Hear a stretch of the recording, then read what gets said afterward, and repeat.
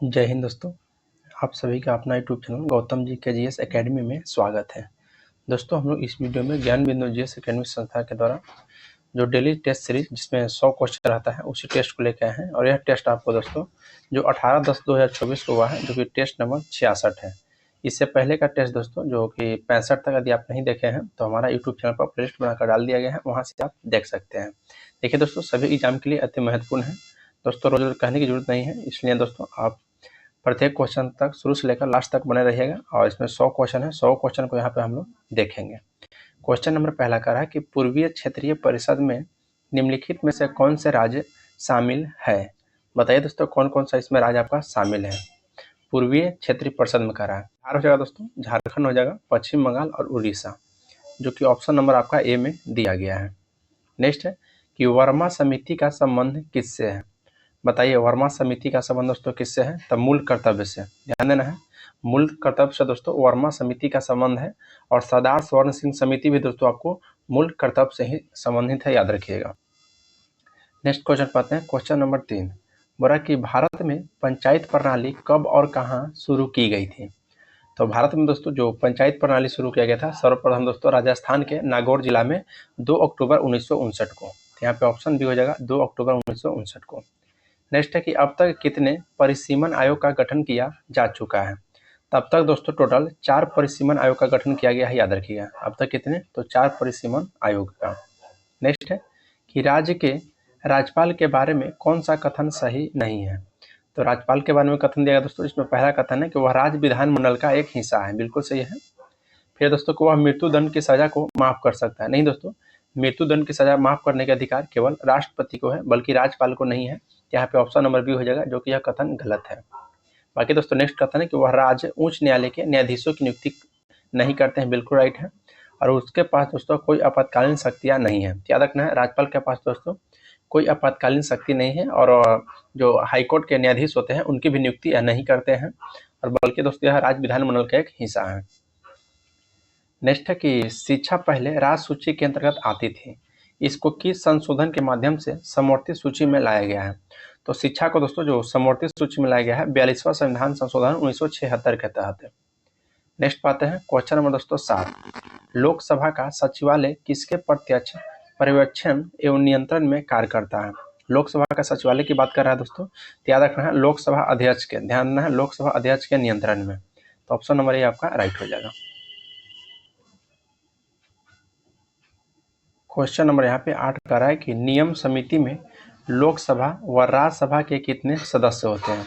नियम समिति में दोस्तों देखिए, नियम समिति में दोस्तों लोकसभा के 15 सदस्य होते हैं और राज्यसभा के 16 सदस्य होते हैं। तो यहाँ पे ऑप्शन नंबर ए आपका राइट हो जाएगा।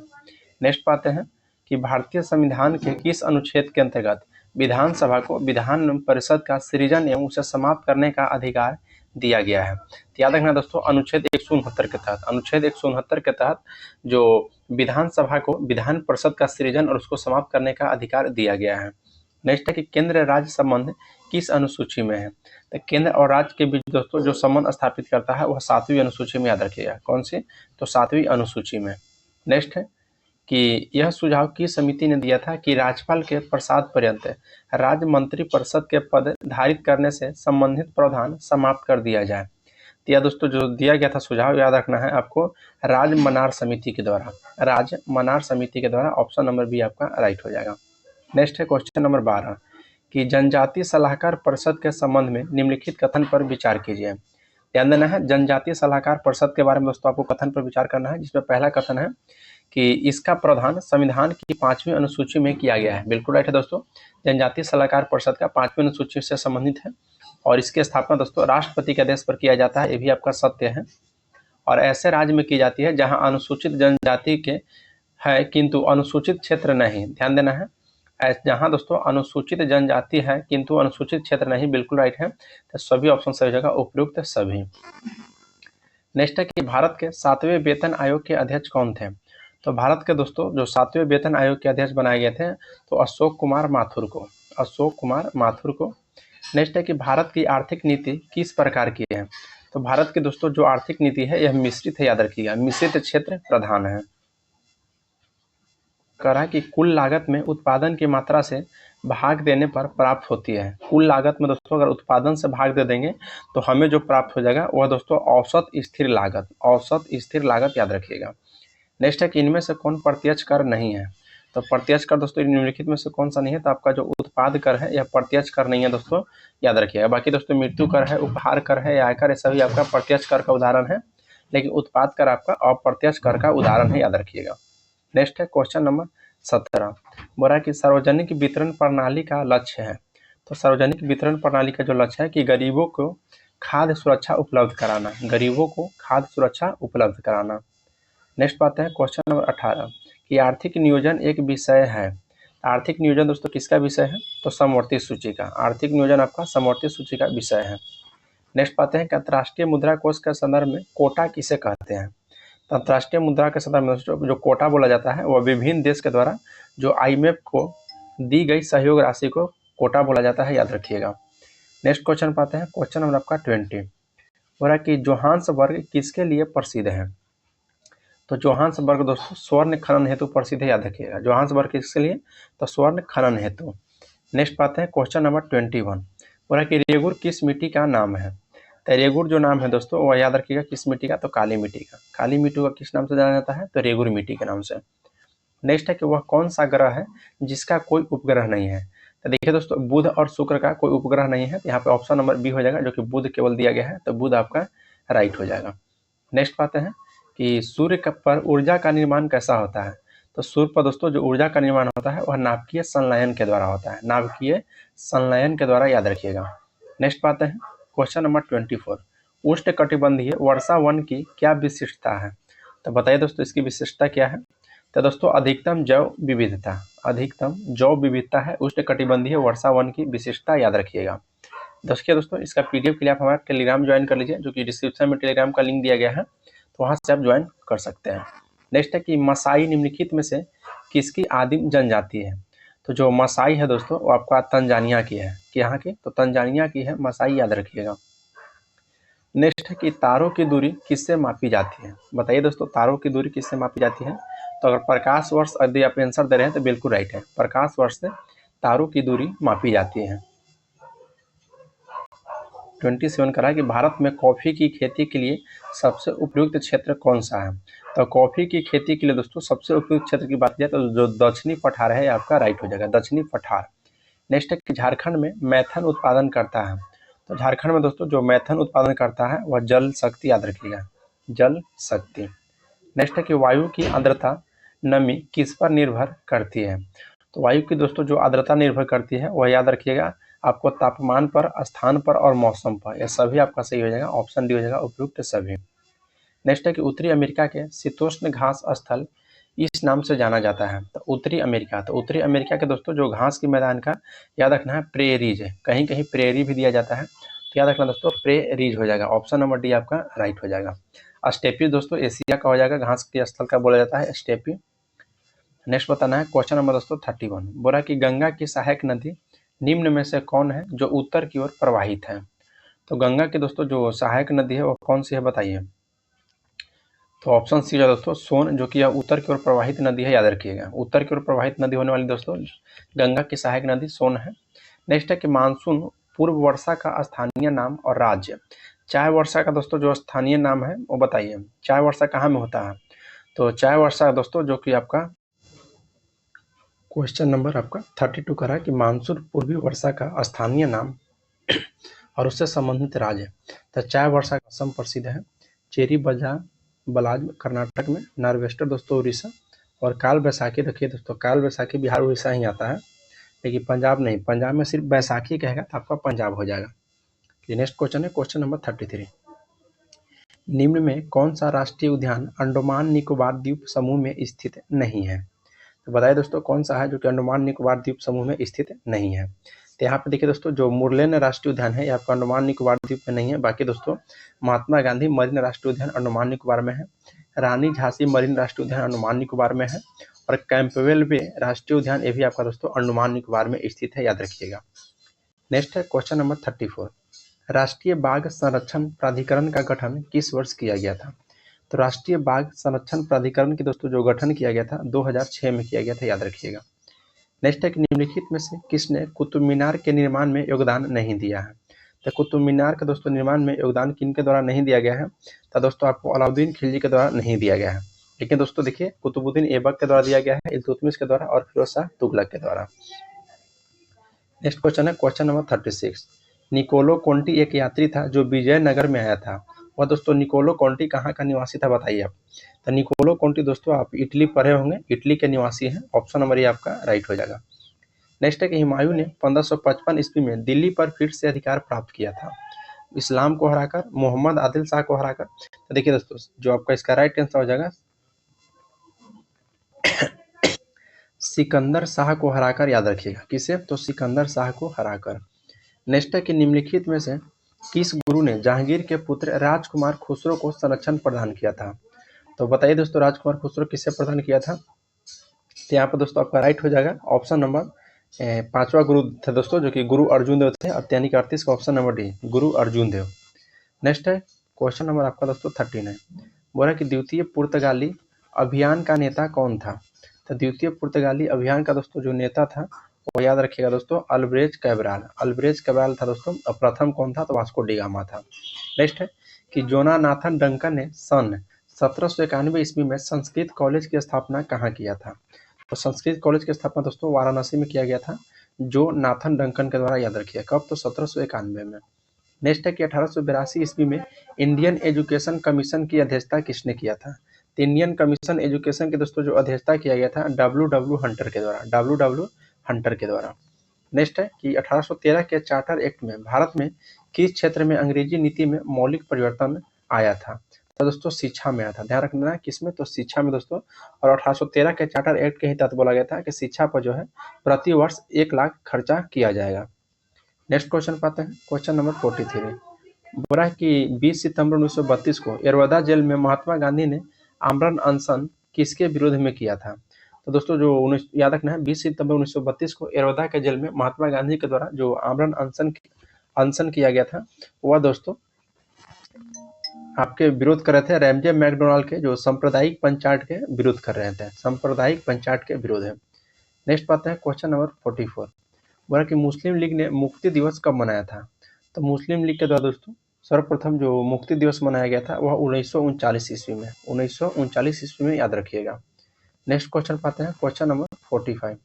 क्वेश्चन दोस्तों 45 को आ रहा है कि निम्नलिखित कथन में कौन सा कथन शिवाजी के बारे में असत्य, मतलब दोस्तों गलत है। तो बताइए दोस्तों कौन सा कथन यहाँ पे आपका गलत है। पहला कहा दोस्तों कि शिवाजी के आध्यात्मिक गुरु कोंडदेव थे। शिवाजी के दोस्तों जो आध्यात्मिक गुरु थे वह दोस्तों कोंडदेव,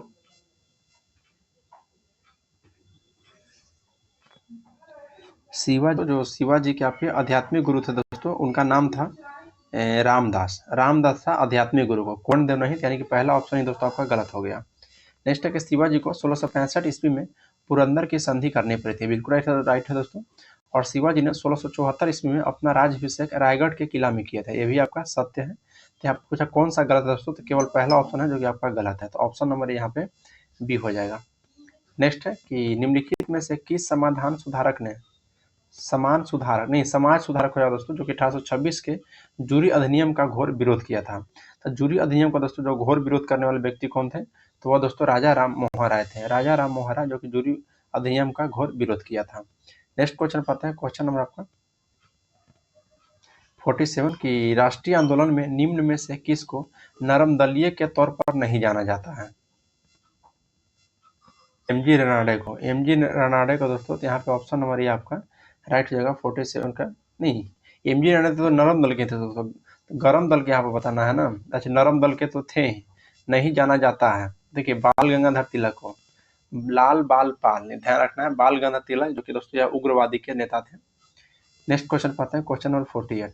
बोला कि रैयतवाड़ी बंदोबस्त के संदर्भ में निम्नलिखित कथन पर विचार करिए।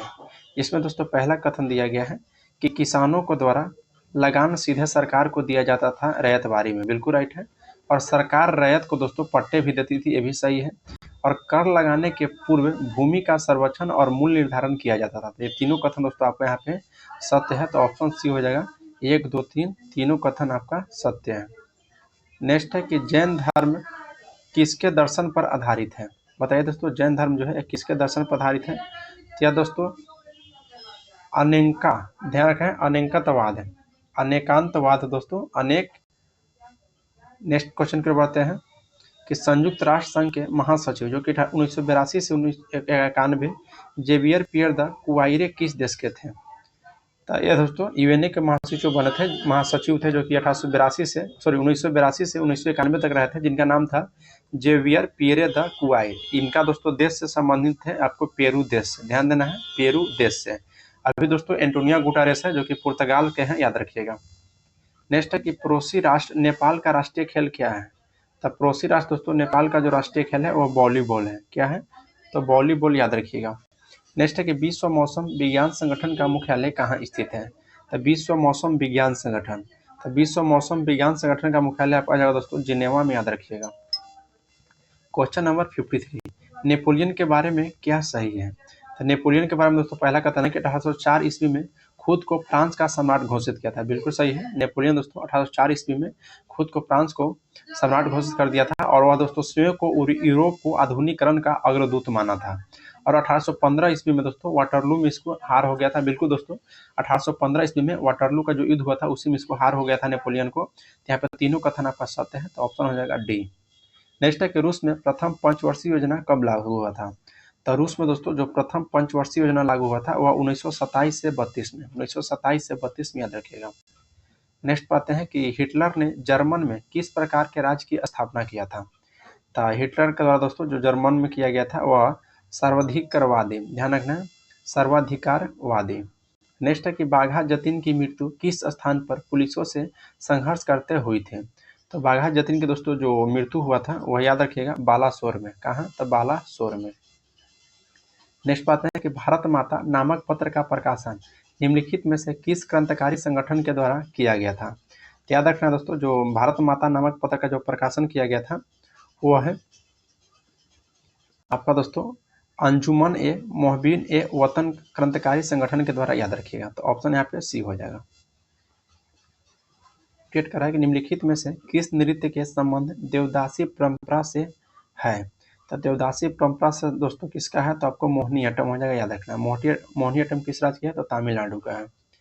नेक्स्ट है कि सर्वाधिक तेज गति का प्रिंटर है? तो लेजर प्रिंटर को दोस्तों माना गया है। तो यहाँ पे देखिए दोस्तों आपको ऑप्शन ए में ही दिया गया है लेजर प्रिंटर, याद रखिएगा। नेक्स्ट पाते हैं, देखिए दोस्तों यहाँ पे मोहिनीअट्टम जो कि आपको तमिलनाडु बता दिए वो गलत है। मोहिनीअट्टम दोस्तों आपका केरल राज्य की है और भारतनाट्यम आपका तमिलनाडु का है। चलिए नेक्स्ट क्वेश्चन पाते हैं। क्वेश्चन नंबर दोस्तों 60। क्वेश्चन 60 है कि भारतीय राष्ट्रीय जैविक विविधता प्राधिकरण स्थापित किया गया है? तो राष्ट्रीय जैविक विविधता प्राधिकरण दोस्तों जो स्थापित किया गया है वह चेन्नई में किया गया है 2003 ईस्वी में, चेन्नई में। नेक्स्ट है कि ICAR गन्ना प्रजनन संस्थान की पहली महिला निदेशक कौन थे? तो यह पहली दोस्तों हो जाएगा आपका डॉक्टर जी हेमा प्रभा जी को बनाया गया था। नेक्स्ट है क्वेश्चन नंबर 62। बोला दोस्तों कि BIOS का विस्तृत रूप क्या है? तो यहाँ पे आपका राइट आंसर हो जाएगा 62 का option B, basic input output system. Next है कि बिहार जाति आधारित जनगणना 2022 के अनुसार राज्य में कितनी आबादी के पास सरकारी नौकरी है? तो यहाँ पे राइट हो जाएगा ऑप्शन नंबर ए 1.5%, याद रखना। कितने परसेंट? तो 1.5%। नेक्स्ट है कि देश का सबसे लंबा रबर डैम जिसका निर्माण गया फल्गु नदी पर किया गया, ये लंबाई इसकी दोस्तों कितनी है? तो 64 का दोस्तों राइट हो जाएगा ऑप्शन नंबर ए 411 मीटर, याद रखिएगा। जो देश का सबसे लंबा रबर डैम है दोस्तों जहाँ का निर्माण अभी बिहार के गया जिला में हुआ है और फाल्गु नदी पर, इसकी लंबाई दोस्तों 411 किलोमीटर है। नेक्स्ट है कि बिहार के किस व्यक्ति को पद्म विभूषण सम्मान 2024 प्रदान किया गया है? तब पद्म विभूषण सम्मान 2024 दोस्तों जो प्रदान किया गया है वो याद रखिएगा किस व्यक्ति को दोस्तों? तो बिंदेश्वर पाठक हो, तो ऑप्शन बी आपका राइट हो जाएगा। नेक्स्ट है दोस्तों क्वेश्चन नंबर आपका 66। बोला कि बाबा ठाकुर दास ने पटना में किस सोसाइटी की स्थापना किया था? तो यह दोस्तों रामकृष्ण मिशन सोसाइटी की स्थापना पटना में बाबा ठाकुर दास के द्वारा किया गया था। नेक्स्ट है कि Mahatma Gandhi and Bihar some reminiscences के लेखक कौन थे? तो इसके लेखक दोस्तों डॉक्टर राजेंद्र प्रसाद, याद रखिएगा, डॉक्टर राजेंद्र प्रसाद। नेक्स्ट है कि ऑस्कर पुरस्कार 2024 के संबंध में कौन सा सही सुमेलित है? तो कौन सा सही सुमेलित है दोस्तों, इसको हम देख लेते हैं। तो देखिए एम्मा स्टोन जो कि सर्वश्रेष्ठ अभिनेत्री है दोस्तों, बिल्कुल राइट है। किलियन मर्फी ये भी दोस्तों अभिनेता है और द जोन ऑफ इंटरेस्ट सर्वश्रेष्ठ अंतर्राष्ट्रीय फिल्म है। बिल्कुल राइट है दोस्तों। यहाँ पर ऑप्शन दिया जाएगा उपयुक्त सभी आपका सम्मिलित है। क्वेश्चन नंबर 69 है कि चर्चा में रहा अनुच्छेद 244 ए संबंधित है। 244 ए किससे संबंधित दोस्तों बताइए। तो राइट आंसर हो जाएगा दोस्तों 69 का ऑप्शन नंबर है असम राज्य से। 244 ए दोस्तों असम राज्य से संबंधित है, याद रखिएगा। नेक्स्ट है दोस्तों, ये हाल ही में खबरों में रहा भारतीय साइबर अपराध समन्वय केंद्र 14C किस मंत्रालय के तहत संचालित होता है। तो यह दोस्तों याद रखना है आपको, गृह मंत्रालय के द्वारा, गृह मंत्रालय के द्वारा।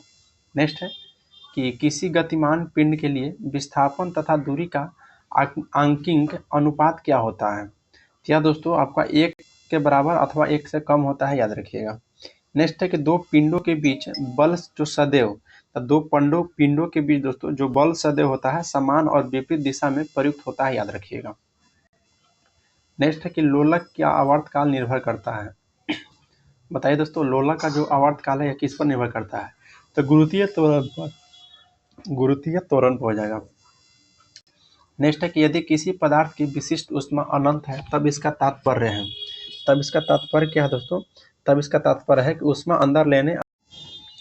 क्वेश्चन नंबर 75 करा कि किसी वस्तु को डैश दर्पण को डैश जगह रखने से वस्तु का वास्तविक समान आकार का प्रतिबिंब प्राप्त होगा। देखिए दोस्तों, अगर किसी वस्तु का अवतल दर्पण पे और वक्रता केंद्र पर दोस्तों रखते हैं तो वस्तु का जो वास्तविक समान आकार का प्रतिबिंब प्राप्त होता है, याद रखिएगा।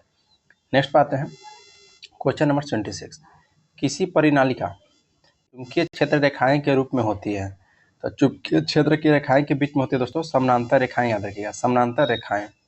नेक्स्ट है क्वेश्चन नंबर 27, यदि किसी परिनालिका के फेरों की संख्या में वृद्धि होती है तो उसका दोस्तों जो चुंबकीय क्षेत्र होता है वह बढ़ता है, याद रखिएगा। उसका चुंबकीय क्षेत्र क्या होता है तो बढ़ता है। नेक्स्ट क्वेश्चन पाते हैं क्वेश्चन नंबर 28, एक संयोजकता वाले तत्व होते हैं जिसकी दोस्तों संयोजकता 1 होता है, वह तत्व ध्यान दीजिएगा, वह तत्व दोस्तों हमेशा आपका धातु या अधातु होता है, धातु या अधातु। कह रहा है कि तेल के नमूने को लंबे समय तक ताज़ा बनाए रखने के लिए निम्नलिखित में से कौन सा गैस प्रयुक्त होती है। तो याद रखिएगा दोस्तों आपको हीलियम और नाइट्रोजन का उपयोग किया जाता है, हीलियम और नाइट्रोजन का। नेक्स्ट है कि चार्ल्स के नियम गैसों को किन दो गुणों के मध्य संबंध स्थापित करता है। तो यहाँ पे राइट आंसर हो जाएगा 80 का ऑप्शन नंबर आपका सी, आयतन एवं ताप। नेक्स्ट क्वेश्चन पे बढ़ते हैं क्वेश्चन नंबर 81, अम्लों के लिए निम्नलिखित में से कौन सा कथन सत्य है। तो देखिए दोस्तों, खट्टा नीले लिटमस को नीला करता है, यानी कि ऑप्शन सी हो जाएगा।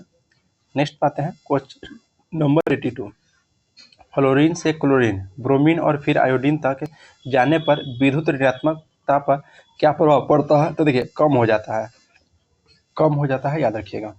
नेक्स्ट है कि निम्नलिखित में से कौन सा उच्च तापमान पर आसानी से ऑक्सीकृत यानी कि जलता नहीं होता है। तो यह दोस्तों याद रखना है मिश्र धातु। नेक्स्ट पाते हैं क्वेश्चन नंबर आपका 84, क्वेश्चन 84 कह रहा है कि फ्लोएम में पाए जाने वाला निर्जीव पदार्थ है। तो देखिए दोस्तों, फ्लोएम में जो पाया जाता है और निर्जीव पदार्थ का नाम क्या है। क्योंकि दोस्तों फ्लोएम में एक ही निर्जीव पदार्थ है, बाकी दोस्तों 3 आपका सजीव पदार्थ है। तो यहाँ पे राइट आंसर हो जाएगा 84 का ऑप्शन नंबर बी, फ्लोएम तंतु दोस्तों जो कि आपका निर्जीव है। नेक्स्ट है कि एक कुबर वाले ऊँट को क्या कहते हैं। तो एक कुबर वाले ऊँट को दोस्तों ड्रोम डेरी कहते हैं। नेक्स्ट है कि पौधे में रंध्र का खुलना तथा बंद होना निर्भर करता है। तो किस पर निर्भर करता है दोस्तों। तो देखिए राइट आंसर हो जाएगा ऑप्शन सी, द्वार कोशिका के अंदर उपस्थित जल पर। द्वार कोशिका के अंदर उपस्थित जल पर पौधों में रंध्र का खुलना तथा बंद होना निर्भर करता है। नेक्स्ट क्वेश्चन पाते हैं कि समरूप अंग है। तो समरूप दोस्तों किसका अंग है। तो आपका लोबस्टर की पूंछ और व्हेल का फॉल, याद रखिएगा। नेक्स्ट पाते हैं क्वेश्चन नंबर 81, वह कि मानव शरीर का एकमात्र अंग जो पुनः विकसित या पुनः सृजित हो सकता है वह कौन सा है। तो वह दोस्तों आपका तितली का, याद रखिएगा, किसका, तो तितली का। पेशियों में ग्लूकोज की अनॉक्सिक श्वसन के द्वारा बनता है। मांसपेशियों में दोस्तों जो ग्लूकोज के अनॉक्सिक श्वसन के द्वारा जो बनता है वहाँ आपको याद रखना है दोस्तों लैक्टिक अम्ल। क्या बनता है, तो लैक्टिक अम्ल बनता है। नेक्स्ट है कि धमनियों रक्त का वहन करती है जो कि भारी होती है। तो धमनियों दोस्तों जो रक्त का वहन करती है इसमें कौन सी रक्त भारी होती है बताइए। तो आप दोस्तों ऑक्सीजन बता रहे होंगे, तो बिल्कुल राइट है, ऑक्सीजन आपका राइट हो जाएगा।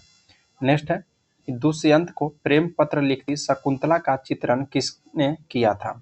तो किसने किया था दोस्तों? तो यह दोस्तों याद रखना है, राजा रवि वर्मा किया था, राजा रवि वर्मा।